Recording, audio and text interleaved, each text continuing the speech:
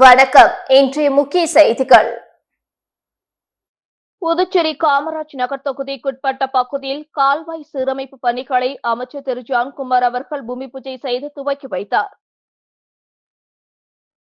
புதுச்சேரி காமராஜ் நகர் சட்டமன்ற தொகுதிக்குட்பட்ட ஜிஞ்சர் ஹோட்டலில் இருந்து கிருஷ்ணா நகர் மெயின் சாலை வரை உள்ள கருவடிக்குப்பம் வடிகால் இருபுற தடுப்பு சுவர்களில் வழங்கப்பட்டுள்ள வெளி வாயில்களை மூடுவதற்கும் சாலை பக்கவாட்டு கால்வாய்களுக்கு ஷட்டர்கள் பொருத்துவதற்கும் தொகுதி மேம்பாட்டு நிதியிலிருந்து ரூபாய் 35,17,679 ரூபாய் ஒதுக்கீடு செய்யப்பட்டு அதற்கான பணி துவக்க விழா இன்று நடைபெற்றது.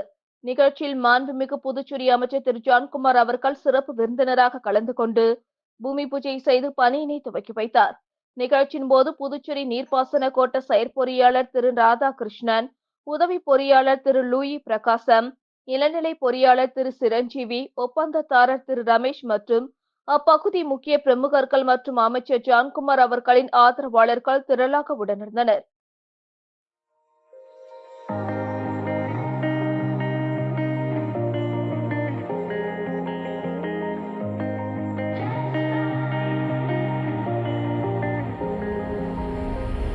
When I'm blue, I think of you in your eyes, how they look at mine, so kind and like that.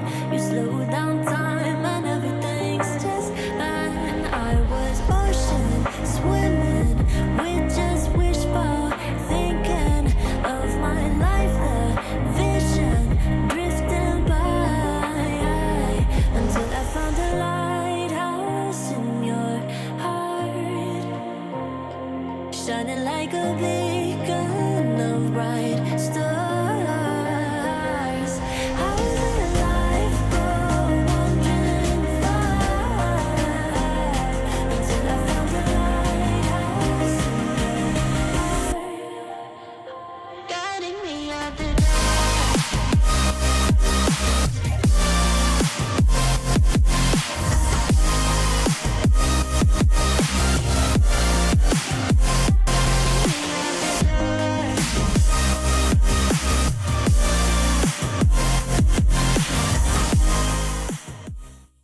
பேரறிஞர் அண்ணாவின் பிறந்த நாளையொட்டி அவரது சிலைக்கு முதல்வர் ரங்கசாமி, சட்டமன்ற உறுப்பினர்கள் மற்றும் திமுக, அதிமுகவினர் மாலை அணிவித்து மரியாதை செலுத்தினார்கள். புதுச்சேரி அரசு சார்பில் பேரறிஞர் அண்ணாவின் 117வது பிறந்தநாள் விழா இன்று கொண்டாடப்பட்டது. இதனையொட்டி பழைய பேருந்து நிலையம் அருகே உள்ள அவரது சிலைக்கு அரசு சார்பில் முதலமைச்சர் ரங்கசாமி, அமைச்சர் லட்சுமி நாராயணன், சட்டமன்ற உறுப்பினர்கள் ஆறுமுகம், ரமேஷ், லட்சுமிகாந்தன், பிரகாஷ்குமார் ஆகியோர் மரியாதை செலுத்தினார்கள். அதனைத் தொடர்ந்து திமுக அமைப்பாளர் சிவா எம்எல்ஏ தலைமையில் திமுகவினர் ஊர்வலமாக வந்து அண்ணா சிலைக்கு மாலை அணிவித்து மரியாதை செலுத்தினர். அதனைத் தொடர்ந்து பல்வேறு அரசியல் கட்சியினர் மற்றும் பொதுநல அமைப்பினர் அண்ணா சிலைக்கு மாலை அணிவித்து மரியாதை செலுத்தினார்கள். புதுச்சேரியில் நடைபெற்ற அகில இந்திய அளவிலான டென்னிஸ் போட்டியில் வெற்றி பெற்ற வீரர்களுக்கு முதலமைச்சர் ரங்கசாமி பரிசுகள் வழங்கி பாராட்டினார். புதுச்சேரியில் என்ஆர் கோப்பைக்கான அகில இந்திய அளவிலான டென்னிஸ் போட்டி 12ஆம் தேதி தொடங்கி Puducherry N R tennis court, circle டி, Pondicherry white town, Indira Gandhi stadium உள்ளிட்ட 8 இடங்களில் நடைபெற்றது. 3 நாட்கள் நடைபெற்ற இந்த போட்டியில் தமிழ்நாடு, ஆந்திரா, கர்நாடகா, கேரளா உள்ளிட்ட பல்வேறு மாநிலங்களில் இருந்து 553 வீரர்கள் மற்றும் வீராங்கனைகள் கலந்து கொண்டு விளையாடினர். தொடர்ந்து இறுதிப் போட்டி மற்றும் வெற்றி பெற்ற வீரர்களுக்கு பரிசுகள் வழங்கும் நிகழ்வு கோரிமேடு விளையாட்டு மைதானத்தில் நடைபெற்றது. இதில் சிறப்பு விருந்தினராக கலந்து கொண்ட முதலமைச்சர் ரங்கசாமி வெற்றி பெற்ற வீரர்களுக்கு சுமார் 6 லட்சம் ரூபாய் மதிப்பிலான பரிசுகள் மற்றும் விருதுகள் வழங்கி கௌரவித்தார். இந்த நிகழ்ச்சியில் சட்டமன்ற உறுப்பினர்கள் ஏகேடி ஆறுமுகம், கேஎஸ்பி ரமேஷ் உள்ளிட்ட விளையாட்டு வீரர்கள் கலந்து கொண்டனர். அரிக்கமேட்டை பெரிய சுற்றுலா இடமாக மாற்ற நடவடிக்கை எடுத்து வருவதாக முதலமைச்சர் ரங்கசாமி தெரிவித்துள்ளார். அரிக்கமேடு ஒரு பிந்திய காலனித்துவ இந்திய பெருங்கடல் வரலாறு மற்றும் தொல்லியல் என்ற தலைப்பில் ஒருநாள் கருத்தரங்கம் சுற்றுலாத்துறை அமைச்சர் லட்சுமி நாராயணன் தலைமையில் தனியார் ஹோட்டலில் நடந்தது.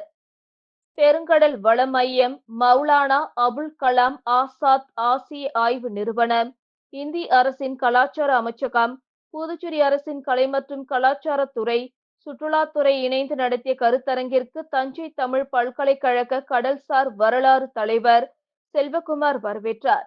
கருத்தரங்கை தொடங்கி வைத்து பேசிய முதலமைச்சர் ரங்கசாமி, அரிக்கமேடு புதுச்சேரியில் இருக்கும் பலருக்கு தெரியுமா என்பது சந்தேகம். புதுச்சேரி சிறிய மாநிலமாக இருந்தாலும் வரலாற்று பூர்வமான மாநிலம். இதில் அடங்கியுள்ள தொன்மையான தொல்லியல் சிறப்பை ஆராய்ந்து வெளியே கொண்டு வந்தால் சிறப்பாக இருக்கும். அரிக்கமேட்டை கண்டறியும் முன் புதராக இருந்தது. நான் இன்னும் அந்த இடத்துக்கு செல்லவில்லை. நமது முன்னோர்கள் எப்படி இருந்தனர் என்பதற்கு அரிக்கமேடு உதாரணம். இது பழமையான கலாச்சாரத்தின் பிம்பம். அதை பெரிய சுற்றுலா இடமாக மாற்ற நடவடிக்கை எடுத்து வருகிறோம் என்றார். தேசிய தொழிலாளர் பொருளாதார ஆராய்ச்சி நிறுவனத்தின் துணை இயக்குனர் டாக்டர் இந்திரா குமார் தலைமையிலான குழுவினர் புதுச்சேரியில் மத்திய அரசின் நிதி பங்களிப்புடன் செயல்பட்டு வரும் திட்டங்கள் குறித்து முதலமைச்சர் ரங்கசாமியிடம் கலந்துரையாடினார்கள். தேசிய தொழிலாளர் பொருளாதார ஆராய்ச்சி மற்றும் நிறுவனத்தின் துணை இயக்குனர் டாக்டர் இந்திரகுமார் தலைமையிலான மத்திய மதிப்பீட்டு குழுவினர் முதலமைச்சர் ரங்கசாமி இன்று சந்தித்தனர். அப்பொழுது மத்திய அரசின் நிதி பங்களிப்புடன் செயல்படுத்தப்பட்டு வரும் திட்டங்களை ஒருங்கிணைத்து கண்காணிக்கும் நோக்கில் ஏற்படுத்தப்பட்டுள்ள மாநில அளவிலான திஷா கண்காணிப்பு குழுவின் செயல்பாடுகள் குறித்து முதலமைச்சருடன் கலந்துரையாடினர். அப்பொழுது மாவட்ட ஊரக வளர்ச்சி முகமை மூலம் செயல்படுத்தப்படும் 100 நாள் வேலைவாய்ப்பு திட்டத்தை துரிதப்படுத்தி பரிந்துரைக்கப்பட்ட அளவில் சிறப்பாக செயல்படுத்த உரிய நடவடிக்கை எடுக்க வேண்டும் என்று முதலமைச்சர் ரங்கசாமி குழுவினரை கேட்டுக்கொண்டார். மேலும் மத்திய நிதி உதவி மற்றும் மத்திய துறை திட்டங்கள் திறம்பட செயல்படுத்துதல் மற்றும் கண்காணித்தல் குறித்து முதலமைச்சர் ரங்கசாமி குழு உறுப்பினர்களிடம் கேட்டறிந்தார். மத்திய மதிப்பீட்டு குழுவை சார்ந்த டாக்டர் மார்ஷல் பிர்வா, டாக்டர் சைதாலி ராய், புதுச்சேரி மாவட்ட ஊரக வளர்ச்சி முகமையின் மாநில திட்ட மேலாளர் டாக்டர் பவானி ஆகியோர் அப்பொழுது உடனிருந்தனர். ரயில்வே மேம்பால பணிக்காக புதுச்சேரி கடலூர் சாலையில் இன்று முதல் போக்குவரத்து மாற்றம் செய்யப்படுகிறது. இதுகுறித்து போக்குவரத்து போலீசார் விடுத்துள்ள செய்திக்குறிப்பில், புதுச்சேரி கடலூர் சாலையில் ரயில்வே மேம்பாலம் கட்டுமான பணி கடந்த ஜூலை 31ஆம் தேதி முதல் நடைபெற்று வருகிறது. இப்பணிக்காக இன்று 15ஆம் தேதி முதல் ஏஎஃப்டி ரயில்வே கிராசிங் முழுமையாக மூடப்பட உள்ளது. அதனையொட்டி பொதுமக்களின் நலன் கருதி இன்று முதல் தற்காலிக போக்குவரத்து மாற்றம் செய்யப்படுகிறது. வெங்கட சுப்பா ரெட்டியார் சதுக்கத்திலிருந்து ஒருங்கிணைந்த நீதிமன்ற வளாகம் மற்றும் வனத்துறைக்கு செல்வோர் வழக்கம் போல் செல்லலாம். அவர்கள் திரும்பி வரும்போது பிரதான வாயிலில் இடதுபுறம் திரும்பி புதிய சிமெண்ட் சாலை வழியாக வெங்கட சுப்பா ரெட்டியார் சதுக்கத்தை அடைய வேண்டும்.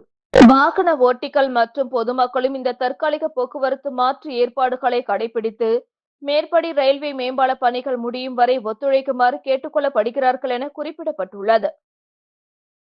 புதுச்சேரியில் பணியாற்றும் அரசு உதவி பெறும் ஆசிரியர்கள், ஊழியர்கள் மற்றும் ஓய்வூதியர்களுக்கு ரூபாய் 23.77 கோடி ரூபாய் வழங்க கவர்னர் கைலாஷ்நாதன் ஒப்புதல் அளித்துள்ளார். புதுச்சேரியில் பணியாற்றும் அரசு உதவி பெறும் ஆசிரியர்கள், ஊழியர்கள் மற்றும் ஓய்வூதியர்களுக்கு கடந்த 7 மாதங்களாக சம்பளம் வழங்கவில்லை.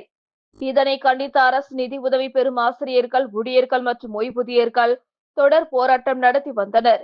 இதைத் தொடர்ந்து 32 பணிகளில் பணியாற்றும் ஆசிரியர்களின் 5 மாத சம்பளம், ஓய்வூதியர்களுக்கு ரூபாய் 23.77 கோடி மானியம் வழங்க கவர்னர் கைலாஷ்நாதன் ஒப்புதல் அளித்துள்ளார்.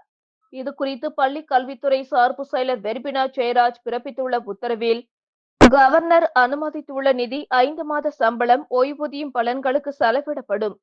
சம்பளத்திற்கான மொத்த செலவில் 95% அரசு ஏற்கும். 5% பள்ளி நிர்வாகம் ஏற்க வேண்டும்.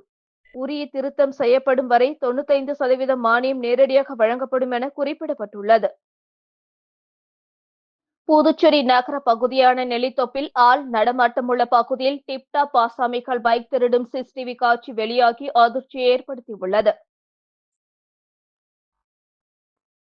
புதுச்சேரி நெல்லித்தோப்பு அருள்படையாச்சி வீதியில் தனியார் நிறுவன ஊழியர் வீட்டின் முன்பு விலை உயர்ந்த பைக் நிறுத்தி வைக்கப்பட்டிருந்தது. அப்பொழுது அந்த வழியாக சென்ற 2 இளைஞர்கள் பைக்கை நோட்டமிட்டபடி சென்றனர்.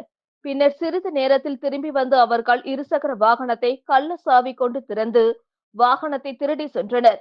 இதுகுறித்து வாகனத்தின் உரிமையாளர் அளித்த புகாரின் அடிப்படையில் போலீசார் சிசிடிவி காட்சிகளை ஆய்வு செய்து இருசக்கர வாகனத்தை திருடி சென்ற இளைஞர்களை தேடி வருகின்றனர். புதுச்சேரி அரசு சுகாதாரத்துறை சார்பில் உலக வெறிநாய் கடி நோய் தடுப்பு தினத்தை முன்னிட்டு விழிப்புணர்வு பிரச்சார ஆட்டோ வாகனம் விடப்பட்டுள்ளது. உலக வெறிநாய் கடி நோய் தினத்தை முன்னிட்டு புதுச்சேரி அரசின் சுகாதாரம் மற்றும் குடும்ப நலத்துறை சார்பாக ஆட்டோ மைக்கிங் வாயிலாக பொதுமக்களுக்கு வெறிநாய் கடி நோய் பற்றிய விழிப்புணர்வையும் மற்றும் நாய் கடித்தவுடன் மக்கள் என்ன செய்ய வேண்டும் என்பதை பற்றி தெரிந்து கொள்ள மக்களுக்கு ஆட்டோ மூலம் சுகாதார கல்வி ஏற்படுத்த விழிப்புணர்வு சேவையை சுகாதாரத்துறை இயக்குனர் டாக்டர் செவ்வேல், துணை இயக்குனர் ரகுநாதன், புதுச்சேரி மாநில ரேபிஸ் நோய் தடுப்பு திட்ட அதிகாரி டாக்டர் குணேஸ்வரி, மாநில ஒருங்கிணைந்த நோய் தடுப்பு திட்ட அதிகாரி மருத்துவர் விவேகானந்தா மற்றும் ரேபிஸ் நோய் திட்ட ஆலோசகர் டாக்டர் முரளிதரன் முன்னிலையில் துவக்கி வைக்கப்பட்டது. இந்த ஆட்டோ விழிப்புணர்வு மூலமாக புதுச்சேரியில் உள்ள அனைத்து ஊர்களுக்கும் சென்று வெறிநாய் கடி நோய் பற்றி மக்களிடையே விழிப்புணர்வை ஏற்படுத்தும் விதமாக இந்த வாகனம் ஏற்படுத்தப்பட்டுள்ளது. இதன் மூலமாக நாய் அல்லது பிற விலங்குகள் கடித்தவுடன் அருகில் உள்ள ஆரம்ப சுகாதார நிலையம், அரசு பொது மருத்துவமனை மற்றும் அரசு மருத்துவக் கல்லூரி சென்று தடுப்பூசி போட்டுக் கொள்வதன் மூலமாக ராபிஸ் என்ற கொடிய நோயை நம் மாநிலத்திலிருந்து அகற்ற முடியும் என்பது குறிப்பிடத்தக்கது. புதுச்சேரி கிழக்கு கடற்கரை சாலை நவீன மீன் அங்காடி அருகே உள்ள தனியார் மீன்கடையை அகற்ற வலியுறுத்தி மீனவ பெண்கள் திடீரென முற்றுகை போராட்டம் நடத்தியதால் பரபரப்பு நிலவியது. புதுச்சேரி கிழக்கு கடற்கரை சாலையில் புதுச்சேரி நகராட்சி நவீன மீன் அங்காடி உள்ளது. இதன் அருகே தனியாருக்கு சொந்தமான மீன் கடை இயங்கி வருகிறது. இந்த கடையால் சாலையோரம் மீன் விற்பனை செய்யும் பெண்களின் வாழ்வாதாரம் பாதிக்கப்படுவதாகவும், உடனடியாக அந்த மீன் கடையை அகற்ற வேண்டுமென மீனவ பெண்கள் தொடர்ந்து குற்றம் சாட்டி முதல்வர் உள்ளிட்ட அதிகாரிகளிடம் முறையிட்டு வந்தனர். ஆனால் இதுவரை அந்த மீன் கடை அகற்றப்படவில்லை. இந்த நிலையில் இன்று சாலையோரம் மீன் விற்பனை செய்யும் பெண்கள் கிழக்கு கடற்கரை சாலையில் உள்ள தனியார் மீன் கடையை முற்றுகையிட்டு போராட்டத்தில் ஈடுபட்டனர். போராட்டத்தில் 100க்கும் மேற்பட்ட மீனவ பெண்கள் தனியார் மீன் கடையை கண்டித்து கண்டன கோஷங்கள் எழுப்பியதால் பரபரப்பு நிலவியது. இது குறித்து மீனவ பெண்கள் கூறும்போது, ஆட்சியாளர்களின் செல்வாக்கால் ஒருவர் தனியார் மீன்கடை நடத்தி வருகிறார். இதனால் சாலையோரம் மீன் விற்பனை செய்யும் தங்களது வாழ்வாதாரம் பாதிக்கப்படுகிறது. எனவே உடனடியாக தனியார் மீன்கடையை அகற்ற வேண்டும், இல்லை என்றால் அகற்றும் வரை போராட்டம் தொடரும் என்று தெரிவித்தனர். புதுச்சேரி நெல்லித்தோப்பில் சாலையோரம் உள்ள தடுப்பு கட்டை மீது நின்றிருந்த மர்ம காரில் ரத்தம் சொட்ட சொட்ட வாலிபர் சடலமாக இருந்த சம்பவம் புதுச்சேரியில் பரபரப்பை ஏற்படுத்தியுள்ளது. புதுச்சேரி நெல்லித்தோப்பு விழுப்புரம் சாலையோரம் உள்ள தடுப்பு கட்டையில் புதுச்சேரி பதிவெண் கொண்ட சிவப்பு நிறத்திலான கார் ஒன்று நின்று கொண்டிருந்தது. ரத்தம் சொட்ட சொட்ட நின்றிருந்த காரை பார்த்து அதிர்ச்சியடைந்த சாலையில் சென்றவர்கள் அது குறித்து போலீசாருக்கு தகவல் அளித்தனர். இந்த தகவலின் பேரில் சம்பவ இடத்திற்கு வந்த உருளையன்பேட்டை போலீசார் பூட்டிய காரில் உள்ளே இருந்த சடலத்தை மீட்டு அரசு மருத்துவமனைக்கு பிரேத பரிசோதனைக்கு அனுப்பி வைத்தனர். பூட்டிய காரில் ரத்தம் சொட்ட சொட்ட சடலமாக கிடந்த வாலிபர் குறித்து விசாரணை செய்து வருகின்றனர். மேலும் காரில் இறந்து கிடந்த வாலிபர் கொலை செய்யப்பட்டாரா அல்லது விபத்து ஏற்பட்டு படுகாயமடைந்து இறந்தாரா என்பது குறித்து போலீசார் தீவிர விசாரணை நடத்தி வருகின்றனர். சாலையோரம் நிறுத்தப்பட்டிருந்த மர்மமான காரில் ஆண் சடலம் இருந்த சம்பவம் புதுச்சேரியில் பெரும் பரபரப்பை ஏற்படுத்தியுள்ளது. புதுச்சேரியில் சுற்றுலா படகு கவிழ்ந்து 2 பேர் அரசு பொது மருத்துவமனையில் அனுமதிக்கப்பட்ட சம்பவம் பரபரப்பை ஏற்படுத்தியுள்ளது. சென்னையில் தகவல் தொழில்நுட்ப நிறுவனங்களில் பணியாற்றி வரும் ஈரோடு பகுதியைச் சேர்ந்த 7 பேர் புதுச்சேரிக்கு சனிக்கிழமை சுற்றுலா வந்தனர். இவர்கள் சுற்றுலா படகில் ஏறி மாங்குரோவ் காடுகள் நிறைந்த முகத்துவார பகுதிக்குள் நுழைந்தபோது படகு கவிழ்ந்தது. இதில் 3 பெண்கள் உட்பட 7 பேரும் உடனடியாக மீட்கப்பட்டனர். இதில் சக்திவேல், மற்றொரு ஆண் உட்பட 2 பேர் அரசு பொது மருத்துவமனையில் அனுமதிக்கப்பட்டனர். இந்த விபத்து குறித்து அரியாங்குப்பம் போலீசார் விசாரணை நடத்தி வருகின்றனர். முதல் கட்ட விசாரணையில் புதுச்சேரி நகர பகுதியில் தனியார் விடுதியில் சக ஊழியரின் பிறந்த நாளை உற்சாக பானத்துடன் கொண்டாடி உள்ளனர். அப்படியே கும்பலாக படகு சவாரி செய்ய முடிவெடுத்து வீராம்பட்டினம் கடற்கரைக்கு வந்தனர். அங்கு அரியாங்குப்பம் முகத்துவாரத்தில் ஆற்றில் படகு சவாரி செய்ய ஏறினர். அவர்களது படகு மாங்குரோவ் காடுகளுக்கிடையில் ரம்மியமான சூழ்நிலையில் சென்றபோது தற்படம் எடுப்பதற்காக அனைவரும் ஒரு பக்கமாக படகில் நகர்ந்துள்ளனர். அனைவரும் ஒரே பக்கமாக சென்றதால் விசைப்படகு திடீரென சமநிலை இழந்து அங்கும் இங்குமாக தள்ளாடியுள்ளது. இதனால் அவர்கள் கூச்சலிட்டனர். தள்ளாடிய படகு திடீரென கவிழ்ந்தது. அதிலிருந்த 7 பேரும் தண்ணீரில் விழுந்து தத்தளித்தனர். அவ்வழியாக மற்றொரு படகில் வந்தவர்கள் அவர்களை மீட்டு கரைக்கு கொண்டு வந்தனர். புதுமை நகரில் அருள்மிகு ஸ்ரீ ஐயப்பசாமி திருக்கோயிலில் கருங்கல்லான நிலப்படி வாசக்கால் வைக்கும் நிகழ்வில் திரளான பக்தர்கள் கலந்து கொண்டு சாமி தரிசனம் செய்தனர்.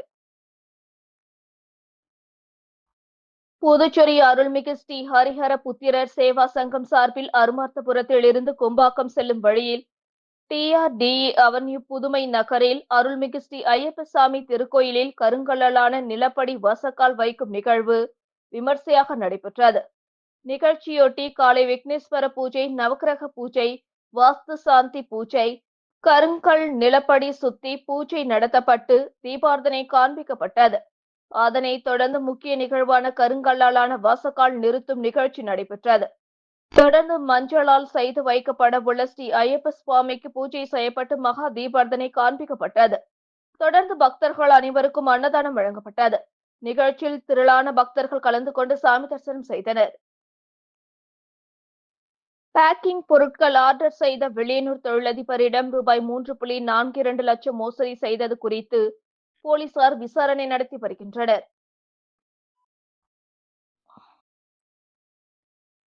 புதுச்சேரி வெளியனூர் பகுதியை சேர்ந்த ஒருவர் சொந்தமாக பேக்கிங் தொழில் செய்து வருகிறார். இதற்காக பேக்கிங் பொருட்களை வாங்க ஆன்லைன் மூலம் தேடியுள்ளார். அப்பொழுது ஒரு செல்போன் எண்ணை தொடர்பு கொண்டு பேசியபோது மர்ம நபர் ஒருவர் பேக்கிங் பொருட்களை விநியோகம் செய்வதாக கூறியுள்ளார். இதனை நம்பி அவர் பேக்கிங் பொருட்களை ஆர்டர் செய்துள்ளார். அதற்காக ரூபாய் 3,42,000 பணத்தை ஆன்லைன் மூலம் செலுத்தியுள்ளார். ஆனால் குறைந்த அளவிலான பொருட்கள் மட்டும் டெலிவரி செய்யப்பட்டதால் அந்த மர்ம நபரை தொடர்பு கொண்டபோது இணைப்பு துண்டிக்கப்பட்டு விட்டது. இதனால் பணத்தை இழந்த அவர் புதுவை சைபர் கிரைம் போலீசில் புகார் அளித்தார். மேலும் உருவையாறு பகுதியை சேர்ந்த ஒருவருக்கு இணையவழி மூலம் போன் செய்து ஆன்லைன் மூலம் பகுதி நேர வேலை உள்ளது, ஆன்லைன் மூலம் ட்ரேடிங் செய்தால் அதிக அளவில் பணம் சம்பாதிக்கலாம் என ஆசை வார்த்தை கூறியதால் அந்த நபர் ரூபாய் 91,000 பணத்தை முதலீடு செய்துள்ளார். பிறகு இணையவழி குற்றவாளிகள் அவரது இணைப்பை துண்டித்து விட்டனர். இதனால் ஏமாற்றமடைந்த அவர் சைபர் கிரைம் போலீசில் புகார் அளித்தார். இதேபோல் கதிர்காமம் பகுதியை சேர்ந்த ஒரு பெண் ஆன்லைன் விளம்பரத்தை பார்த்து எண்டோஸ்கோபி ஒன்றை ஆர்டர் செய்துள்ளார். இதற்காக ரூபாய் 91,000 பணத்தை ஆன்லைனில் செலுத்தினார். ஆனால் எண்டோஸ்கோபி வரவில்லை. இதனால் அப்பெண் பணத்தை இழந்ததை உணர்ந்து சைபர் கிரைம் போலீசில் புகார் அளித்தார். இந்த புகார்களை பெற்ற போலீசார் விசாரணை நடத்தி வருகின்றனர். இத்துடன் செய்திகள் நிறைவடைந்தன. வணக்கம்.